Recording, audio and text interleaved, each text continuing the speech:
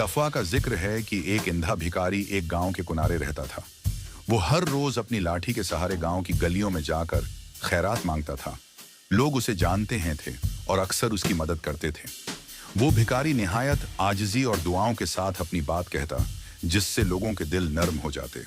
एक शाम जब सूरज डूब रहा था और गांव के लोग अपने घरों को लौट रहे थे, एक प्रसरार औरत गांव में दाखिल हुई। इसके लंबे बाल, अजीब लिबास और सरख आंखें देखकर लोग समझ गए कि ये कोई आम औरत नहीं, बल्कि शायद कोई चुड़ैल या जादूगरनी है। सबने उससे दूर रहने की कोशिश की।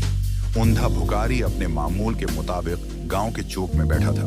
वो औरत सीधी उसके के पास आई और उसके करीब बैठ गई। भिखारी ने उसकी आहट सुनी और कहा, कौन है? क्या तुम भी मेरी मदद करोगी? औरत हंसी। उसकी हंसी गूंजदार और अजीब थी। उसने कहा, मैं मदद करने नहीं आई, बल्कि तुम्हारी आजमाइश करने आई हूं। भिखारी ने हैरानी से पूछा, कैसी आजमाइश? मैं तो एक बेबस इंसान हूं। औरत ने अपनी झोली से एक छोटा सा शीशे का बोतल निकाला, जिसमें सब्ज रंग का अजीब सा माया था। उसने कहा, यह बोतल तुम्हें बिनाई लौटा सकती है, लेकिन उसकी कीमत है। भिखारी ने जोश में कहा, बिनाई? क्या यह मुमकिन है? मैं क्या दे सकता हूं इसके बदले?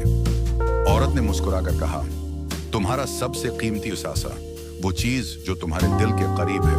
अंधे भिखारी ने सोचा, उसके पास है।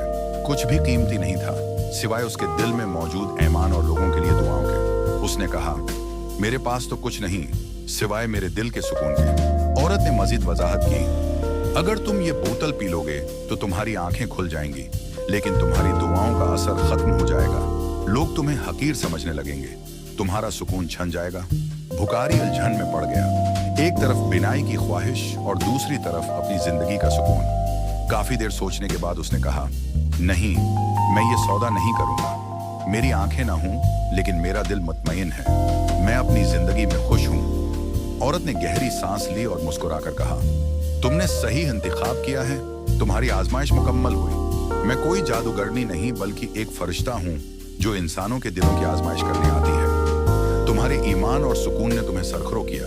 ये कहकर औरत गायब हो गई और भिखारी अपनी जगह पर बैठा हैरानी से सोचने लगा कि उसने कितना बड़ा फैसला किया था। वो पहले से ज्यादा मुतमईन और खुश था, क्योंकि उसने जान लिया था कि हकीकी सुकून ज़ाहिरी चीजों में नहीं, बल्कि दिल की गहराइयों में होता है।